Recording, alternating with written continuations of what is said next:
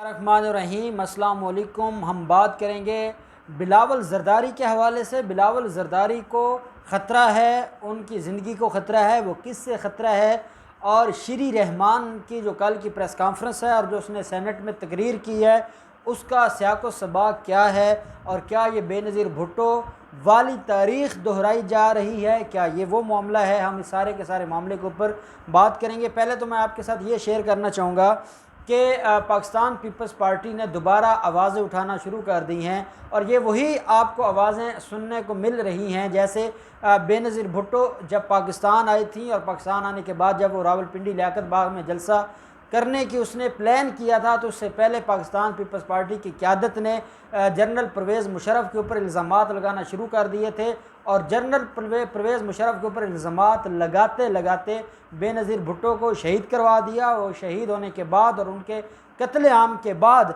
आज तक अगर कोई उस कत्ल के ऊपर खामोश है तो वो आसिफ ज़रदारी और बिलावल ज़रदारी और उसकी बहनें हैं।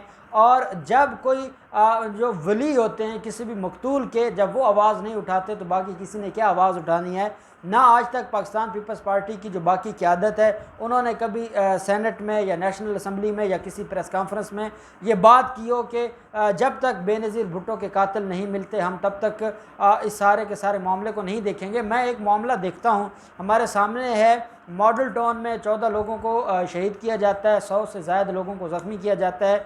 2004 का मामला है, और आज तक वो जो एक सियासी जमात है पाकिस्तान अवामी तहरीक, वो उनके पीछे खड़ी है और उसने एक पूरा पैनल बनाया हुआ है। और उनकी अगर आप कोई भी प्रेस कॉन्फ्रेंस सुन लें या उनकी कोई स्पीच सुन लें तो उसमें यह जिक्र ज़रूर होता है कि हम मॉडल टाउन के जो मज़लूम हैं या जो उसमें शहीद हुए तो उनका बदला लेंगे कानून के मुताबिक। लेकिन आपको दूसरी तरफ पाकिस्तान पीपल्स पार्टी नज़र आती है जिसमें कोई कारकुन भी शहीद नहीं हुआ, कारकुन को तो ये वैसे मक्खी समझते हैं।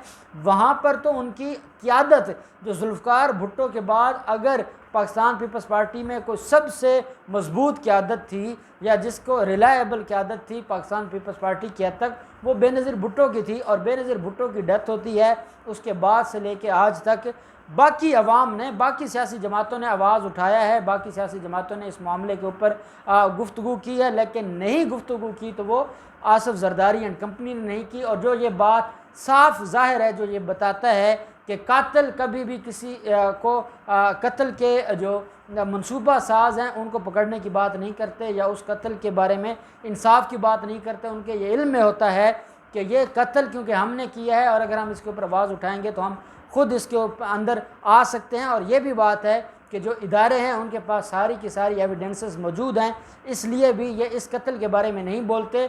और शायद ऐसी को बदनसीब माँ होगी कि जिसका कत्ल हो जाए और उसका बेटा और उसकी बेटियाँ ही उसको भूल जाएं और साल के साल एक जलसा करें और जलसे में सिर्फ़ और सिर्फ सियासी तकरीरें करके वापस आ जाएं और उसका जो कत्ल हुआ है उसके बारे में वो आवाज़ उठाना भी छोड़ दें। और वो ये बात समझ चुके हैं कि जब उनके बाप ने मारा है तो वो अपनी जान बचाने के लिए, और बिलावल ज़रदारी अपनी जान बचाने के लिए अपनी माँ के कत्ल को भूल चुका है। लेकिन ये उसकी भूल है कि उसके खामोश रहने से उसकी जान बच जाएगी।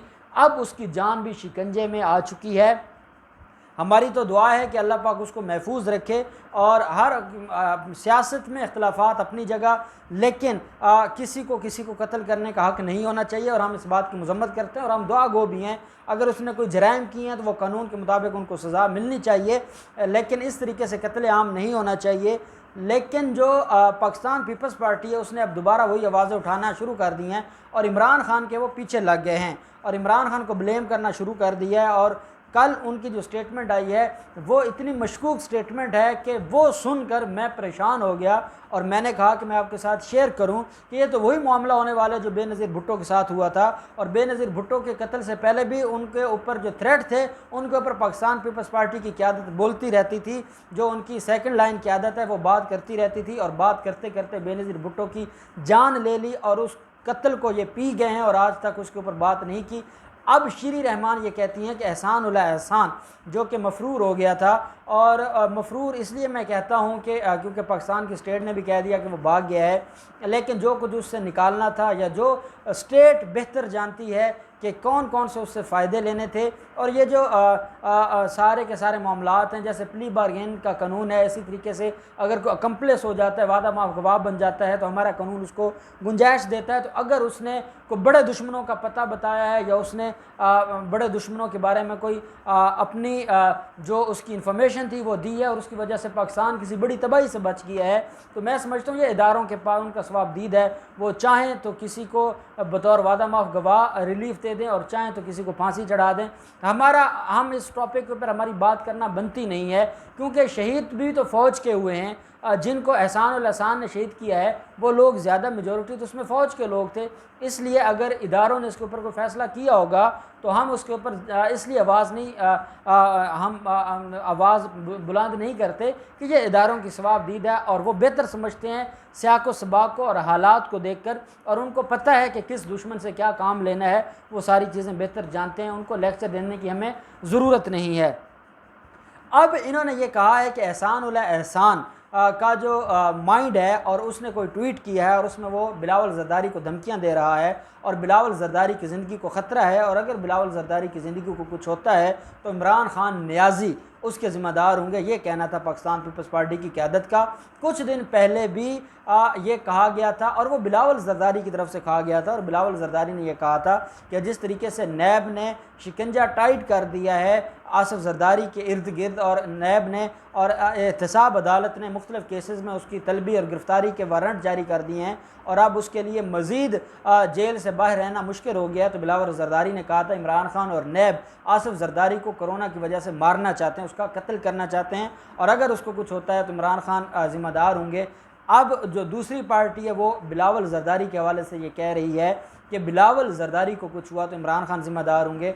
हम रियासत पाकिस्तान और रियासत पाकिस्तान के इदारों से ये गुजारिश करेंगे कि ये वो ज़ालिम लोग हैं जिन्होंने अपनी वाइफ को नहीं बख्शा, वो अपने बेटे को कैसे बख्शेगा? वो अपने मफादात के लिए कुछ भी कर सकते हैं। वहाँ ना कोई रिश्ते हैं, ना वहाँ पर कोई, हम सुनते आए हैं, आप मुग़लिया ख़ानदान की तारीख़ को उठा लें या बाकी आप जब भी हिस्ट्री को पढ़ते हैं तो बादशाह ने सिर्फ़ और सिर्फ इक़्तिदार के लिए अपने बेटे को मारा, मफादात के लिए बेटे ने अपने बाप को मार दिया, बहनों को कत्ल करवा दिया, जगीर के लिए, ज़मीनों के लिए, जायदादों के लिए लोग अपने सगे भाइयों को मरवा देते हैं। ये बदकिस्मती है। अब अगर बिलावल ज़रदारी को कुछ होना है, अल्लाह ना करे कुछ हो, तो उसके ज़िम्मेदारान इमरान खान नहीं होंगे। इमरान खान कभी भी किसी की जान नहीं ले सकता। इमरान खान के अंदर वो इंसानियत मौजूद है कि जो किसी दूसरे इंसान का दर्द महसूस कर सकती है, और शायद बिलावल ज़रदारी और आसिफ ज़रदारी को बेनज़ीर भुट्टो का इतना दुख ना हुआ हो जितना इमरान खान जैसे जमहूरी लीडर को हुआ होगा। लेकिन अब ये इमरान खान के ख़िलाफ़ जो इल्ज़ाम तराशी शुरू कर दी है, अब अगर अल्लाह ना करे बिलावल ज़रदारी को कुछ हो जाता है तो इदारों को अब इल्म होना चाहिए कि उसके लिए ये आसिफ ज़रदारी को पकड़ें, शीरी रहमान को पकड़ें, ये उज़ैर बलोच का जो नेटवर्क है जो आसिफ ज़रदारी चला रहा है, और जो खुर्शीद शाह जैसे लोग हैं उनको पकड़ा जाए। और अगर इनको कुछ होता है तो उसके ज़िम्मेदारान इमरान खान नहीं होंगे, वो आसिफ ज़रदारी होगा। और उसकी वजह यह है कि पहले हम देख चुके हैं आसिफ ज़रदारी का जो प्रीवियस कंडक्ट है वो ये हमें बताता है कि उसने तो अपनी वाइफ को नहीं छोड़ा, और अगर उसकी वाइफ ज़िंदा होती तो क्या आसिफ ज़रदारी सदर बन सकता था? कभी भी नहीं बन सकता था। और अब जब से बिलावल ज़रदारी ने अपोजिशन से रब्ते शुरू किए हैं और बिलावल ज़रदारी को शौक़ चढ़ गया है लीडरी का, और बिलावल ज़रदारी ने यह समझा है कि मीडिया के सामने आना, गुफ्तगू करना, बातें करना ये कोई बड़ी अच्छी बात है और इससे बड़ी पजीराई मिलती है। अब आसिफ ज़रदारी को ये बात भी अब पसंद नहीं है और आसिफ ज़रदारी को ये बात भी हज़म नहीं हो रही, और आसिफ ज़रदारी नहीं चाहते कि बिलावल ज़रदारी फ्रंट पर आकर पाकिस्तान पीपल्स पार्टी की क़यादत को संभालें, क्योंकि अब पाकिस्तान पीपल्स पार्टी की जब बात होती है तो वो बिलावल ज़रदारी की बात होती है, वो ना कि आसिफ ज़रदारी की बात हो। और अब जो अपोजिशन लीडर है मौलाना फजल रहमान है और इस तरीके के जो लोग हैं वो रब्ता करते हैं बिलावल ज़रदारी के साथ, और जो बर्दाश्त नहीं है, किसको बर्दाश्त नहीं है? वो आसिफ ज़रदारी को बर्दाश्त नहीं है। और अगर अब बिलावल ज़रदारी के कत्ल का जो बेनिफिशरी है, जैसे बेनज़ीर भुट्टो के कत्ल का बेनिफिशरी था, वो आसिफ ज़रदारी है, वो आसिफ ज़रदारी का गैंग है। मैं इदारों से गुजारिश करूँगा एक तो बिलावल ज़रदारी को सिक्योरिटी दी जाए और इस तरीके की जो मामलात हैं उसके ऊपर नज़र रखी जाए। इदारे, खुफिया इदारे अपनी रिपोर्ट्स काफ़ी अरसा से सबमिट करवा रहे हैं मुख्तलिफ़ अथॉरिटीज़ के पास, और उन्होंने बिलावल ज़रदारी को भी ख़त लिखा है और पाकिस्तान पीपल्स पार्टी की क़यादत को भी ख़त लिखा है कि बिलावल ज़रदारी की जान को ख़तरा है और बिलावल ज़रदारी की सिक्योरिटी का ख़ास इंतज़ाम किया जाए। और अब इदारों को जब ये पता है कि उसकी जान को ख़तरा है, तो इदारे ये भी जानते हैं कि किसकी तरफ से जान को ख़तरा है, और ये इतने वहशी लोग हैं कि इनके यहाँ ना रिश्ते हैं ना इंसानियत है, ये किसी के भी नहीं हैं।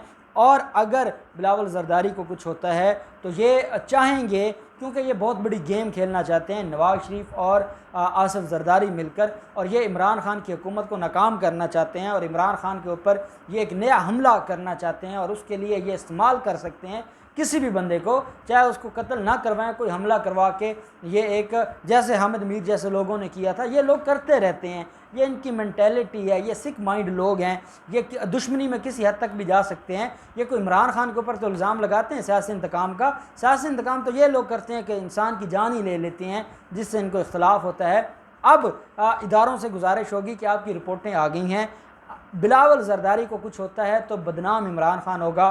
पूरी कौम आपको आगाह कर रही है कि इमरान खान ऐसा नहीं है, और इमरान खान के ऊपर ये इल्ज़ाम लगाए जा रहे हैं, और अगर उसको कुछ होता है तो इल्ज़ाम लगाने वाले ज़िम्मेदार होंगे। आसिफ ज़रदारी ज़िम्मेदार होगा, शीरी रहमान ज़िम्मेदार होगी, और जो बेनिफिशरी हैं वो ज़िम्मेदार होंगे, ना कि इमरान खान ज़िम्मेदार होंगे। और अल्लाह पाक हर किसी को अपने हिफ्ज़ व अमान में रखे।